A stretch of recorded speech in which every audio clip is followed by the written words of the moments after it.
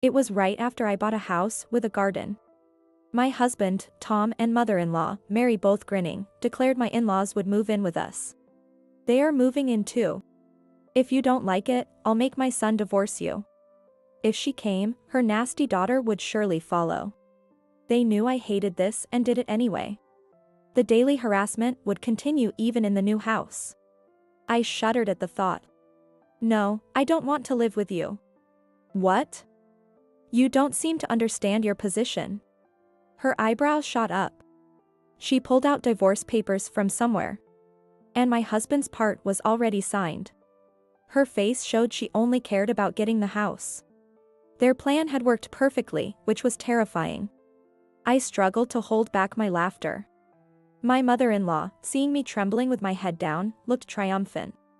I quietly signed the divorce papers, packed my things, and left the dreaded house. I got a barrage of calls from my ex-mother-in-law on moving day. Have you realized yet? She demanded to meet and talk. That's exactly what I wanted. I would meet her and put an end to this myself. I made thorough preparations to confront them and headed to the final showdown. My name is Emily. I work at an advertising agency. My husband, John, was introduced to me by Michael, a manager at a newspaper company. As someone in a weak position, I couldn't refuse Michael's offer. I was 29 at the time, and after 6 months of dating, I married John due to his persistence. I ended up cursing myself for making a poor decision at such a crucial moment. I think my ex-mother-in-law, Karen, intended to deceive me from the start.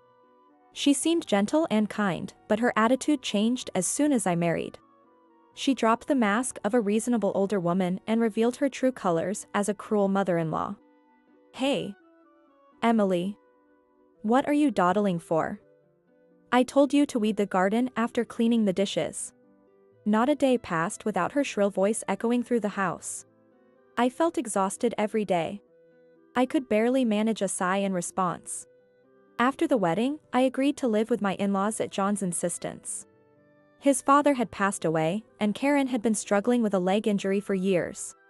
He begged me, saying he couldn't leave his aging mother alone in the old house. But when I got there, I saw Karen walking around just fine. She claimed educating a daughter-in-law is a mother-in-law's duty, and treated me harshly every day. John was no help either. Whenever I suggested living apart, he made excuses and avoided the issue. He was always doing whatever she wanted.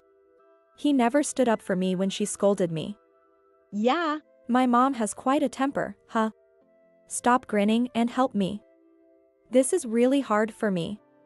After getting married, I began to feel intense anxiety and depression. I found myself crying unexpectedly or feeling nauseous for no reason. After consulting a specialist, the doctor diagnosed me with an adjustment disorder. The thought that every day spent at my in-laws was affecting me negatively was truly unpleasant. Despite my feelings, she continued to make unreasonable demands. Don't be lazy just because it's your day off. Have you finished cleaning the room? You haven't gone shopping yet, have you? Make sure to check the discount stores before you go. Please. Karen, please don't shout at me. I have a headache. I'll do the cleaning and shopping later. Don't give me that. When you're told to do something, you do it immediately. You're the daughter-in-law, aren't you? A daughter-in-law is not a maid. I wanted to retort. Her demands often involved the house itself. Clean the gutters. Replace the wallpaper. Fix the splinters in the pillars. The in-laws' house was very old and falling apart everywhere. It creaked whenever the wind blew. Each time, she would urge John to get a new house. This place is a rental, you know. We're renting it cheaply from an acquaintance. Just once, I want to live freely in our own home. Don't you think so, John? I do, but we can't afford it on my salary. A house of our own is just a dream. Karen grew frustrated with her useless son. Of course, she took out her frustration on me. Cook. Clean. Weed the garden. Take her to the hospital. She didn't care that I was exhausted from working full-time. It was no wonder I developed an adjustment disorder. I couldn't help but think that every day. 6 months after moving in with my in-laws, a woman who made my miserable life even worse arrived. John's sister, Lisa, came back after her divorce, bringing her child with her. She said her ex kicked her out, saying he didn't want to see her face anymore. Well, it's my fault, really. I left my kid unattended and slept with my husband's senior. What kind of ethics does this woman have? Seeing my horrified expression, Lisa smiled slyly. Lisa, who looked just like Karen, acted just like her too. She refused to do any housework and made me clean her room as well. It's only fair, right? I'm raising a child. You wouldn't understand since you haven't given birth, but it's harder than it looks. So, thanks in advance for your help, Emily. Lisa didn't work. She lazed around all day. Her childcare was half-hearted at best. She lounged on the sofa doing nothing. Her behavior was particularly bad on weekends. She'd leave her young daughter with me and go to the arcade. Lisa had some bad friends from her rebellious days and would sometimes start drinking in the afternoon with them. I wished she would at least help with some of the housework, but Lisa did absolutely nothing. She was the kind of woman who would do anything to get money for fun. This is what happened one day. Lisa handed me a drawstring bag, and when I looked inside, these are my dad's. Cufflinks, rings, vintage lighters. What? What do you expect me to do with these? Figure it out. Sell them. And make sure you get a good price, okay? The belongings of my late father. These were supposed to be keepsakes. Yet, Lisa casually told me to sell them. I felt a wave of sadness. The thought of her using the money to go to the arcade made it even worse. Unable to bring myself to do it, I explained the situation and handed the bag over to John. I don't know what he did with his father's keepsakes, and frankly, I don't want to know. When Lisa first returned, many things happened. My belongings frequently went missing after she arrived. I also discovered around that time that John was probably having an affair. A friend who worked at a different advertising agency happened to see him in town on a weekend. John was walking arm in arm with a flashy young woman. I was furious when I heard the story. I'm working hard from morning till night even on weekends, and you're out having fun with a young woman? Unbelievable. This is cheating, right? Who is she? Tell me the truth. It's not cheating. She's just a worker from a massage parlor. And how is that any better? You shouldn't be going to such places when you're married. Lisa laughed hysterically at our argument. Karen seemed exasperated but didn't strongly scold John. According to Karen's logic, if a husband goes to such places, it's because the wife isn't devoted enough. Getting upset over something like that is embarrassing. The problem is you. If you were more devoted to John, this wouldn't happen. I don't agree. Karen, isn't that a bit too unreasonable? This is the norm in this house. Besides, going to places like that or having an affair shows a man's prowess. A wife should forgive such things with a big heart. You useless. What was normal to them was absurd to me. Forgive visits to such places and affairs? There was no way I could do that. My frustration only grew. I couldn't just stand by any longer. Determined to change this unpleasant situation, I decided to take action. Karen and Lisa remained the same.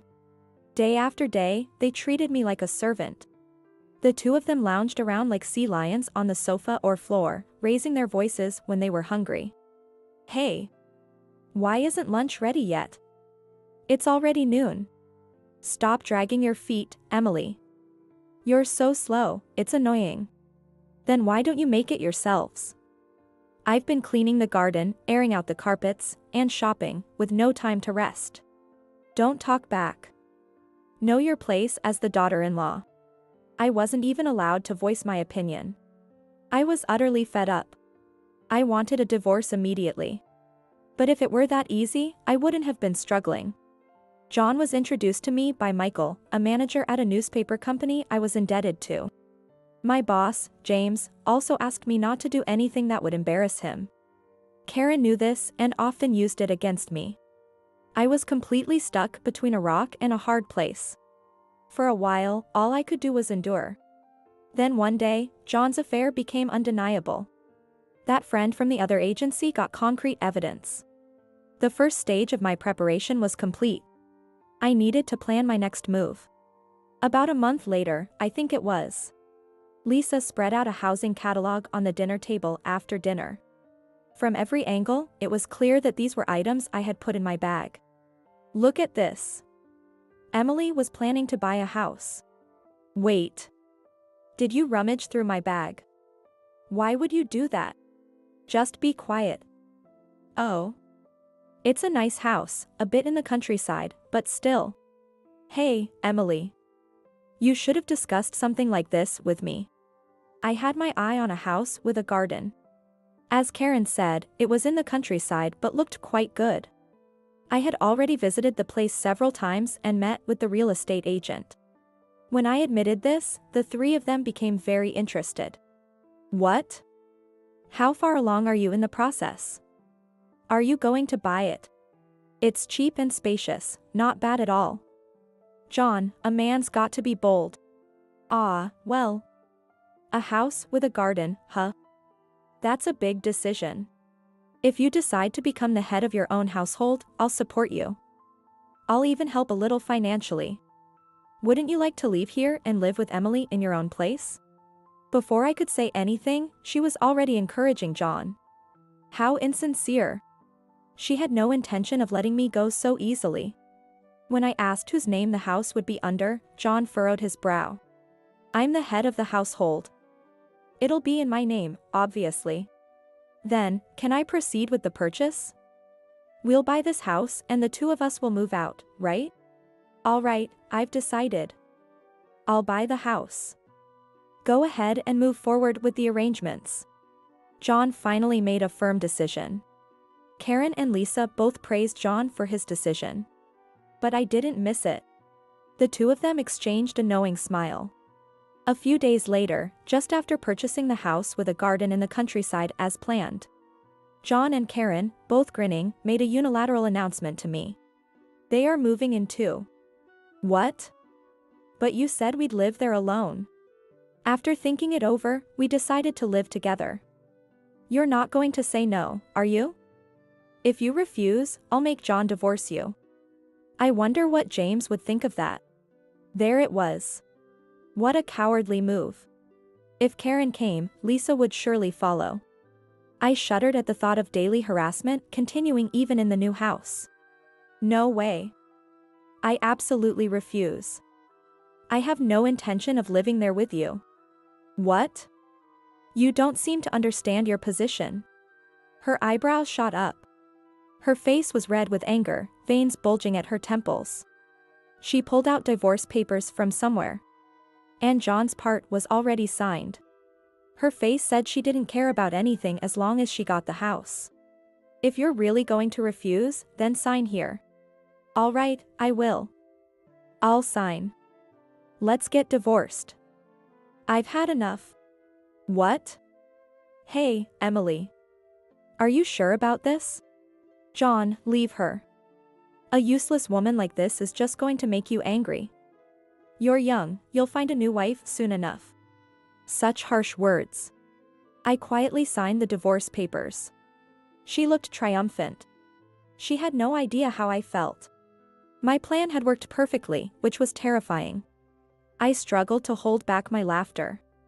A few days after I moved into my new apartment, I received numerous calls from Karen.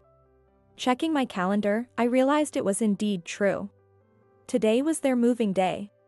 So, she's figured it out. The incessant ringing. Typical Karen. Ignoring them didn't help, they kept coming. Finally, I picked up due to her persistence. Karen didn't even greet me, she just started yelling.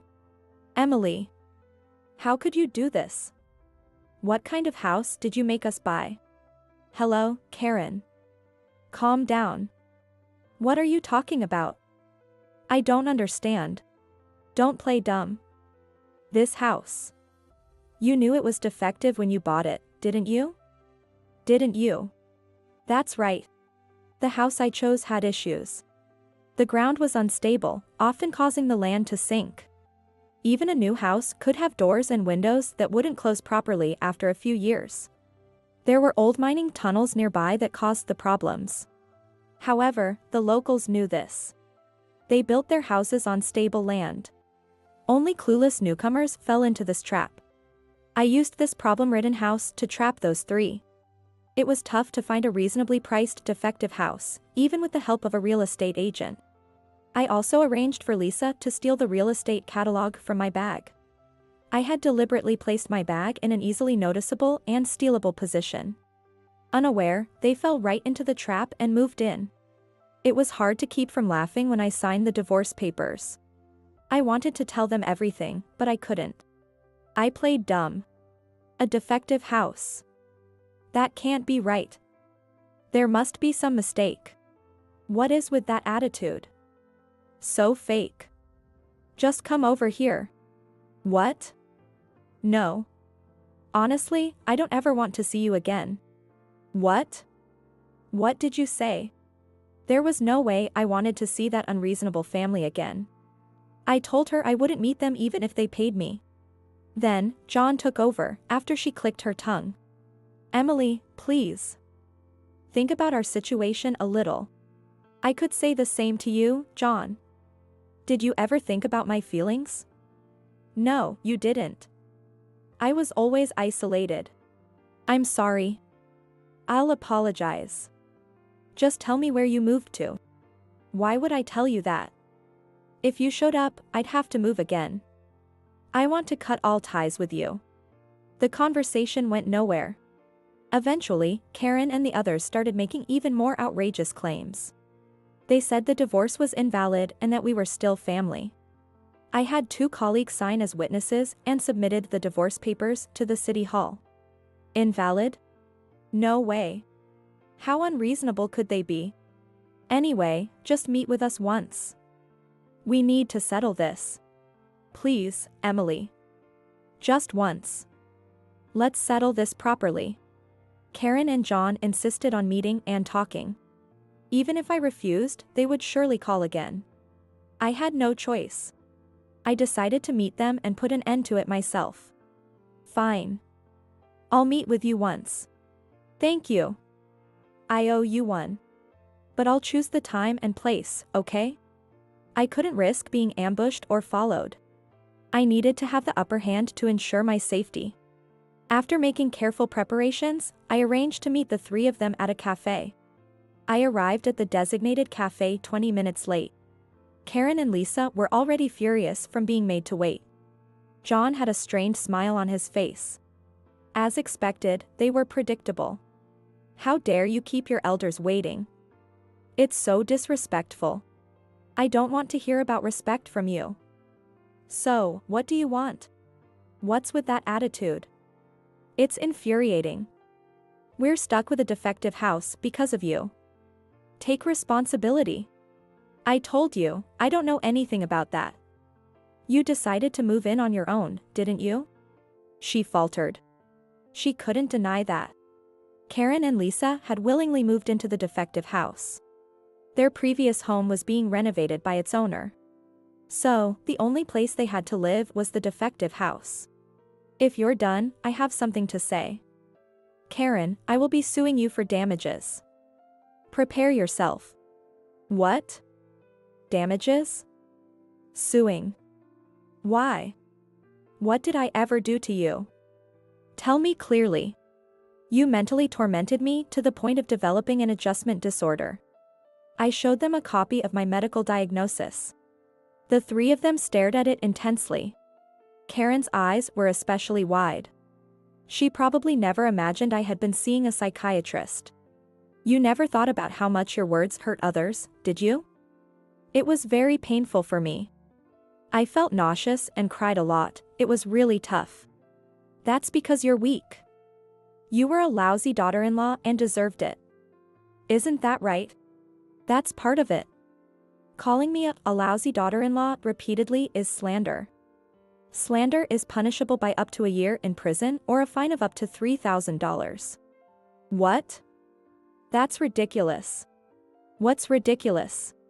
Karen didn't understand the gravity of her actions. She had no idea how sinful her behavior had been. How harmful her verbal abuse was. You also did other things that are punishable by law. You threatened me multiple times, saying you'd tell James about the divorce. That's extortion. Wait. Isn't that a bit exaggerated? It's not exaggerated at all. By the way, extortion carries a penalty of up to 2 years in prison or a fine of up to $3,000. I won't back down on this. All right. Wait a minute. Lisa stepped in. Her eyes were sharper than usual. She had the look of a former delinquent. As if saying, I won't be intimidated by your threats. What is this? Scaring my mom by taking advantage of her ignorance. Do you have any proof of these so-called slanders and threats? Yes, I do. I've been recording everything. What? Recording. Yes, I had been recording with my phone's voice memo. The entire time I lived at my ex-in-law's house. I had plenty of audio recordings. I also had data extracted specifically of Karen's abusive language. Submitting this as evidence would undoubtedly confirm the charges of slander and threats. Did you really think I'd just take it? It's not just Karen. Lisa, you're also guilty. You'll be held accountable too. What? Why me? What did I do? Think about it. Haven't you committed any crimes? Or are you saying you haven't caused me any trouble? Of course not. Don't be ridiculous. Lisa insisted she was innocent. I showed her the screen on my phone. Lisa's face turned pale. No wonder. It showed her rummaging through my bag. The ugly scene of her searching the contents while glancing around nervously. What's that? How did you record this? Because my belongings frequently went missing after you arrived. Makeup, accessories, clothes, bags. I set up a hidden camera. This is awful. How could you do that? You're just a daughter-in-law. Unbelievable. Who's the one overstepping boundaries here? Let me inform you about the penalty for theft. Up to 10 years in prison or a fine of up to $5,000. I'll be contacting the police. Lisa's mouth opened and closed. She wanted to retort. But she couldn't. She looked completely helpless. I had kept track of all my missing items. Knowing the exact extent of the damages would make it easier for the police and lawyers to act. If I was going to do this, I'd do it thoroughly. I was determined not to let these three off the hook. Finally, it was John's turn. He shrank back under my glare. If there was anyone I couldn't forgive the most, it was him. I believed a marriage was about mutual support. But John, you saw things differently, didn't you? From start to finish, you were always my enemy. Weren't you? Enemy? No. I never meant that. Not at all. Please believe me. Even today, I was trying to mediate as much as possible. Sure, enough with the lies. I don't need your mediation. John was a cowardly man. He always sided with the stronger party. He had always been with Karen and Lisa. Even now. He was trying to placate me to save himself. If he had been a slightly better man, maybe I would have stayed married. If he had said, let's move away and live just the two of us, I might have done that. The name of your affair partner, I believe it's Jessica? What? How did I know? I had a friend investigate. I have a friend who's good at that. I even have pictures of you and Jessica entering a hotel together. Look, here they are. Ugh. No, don't show them.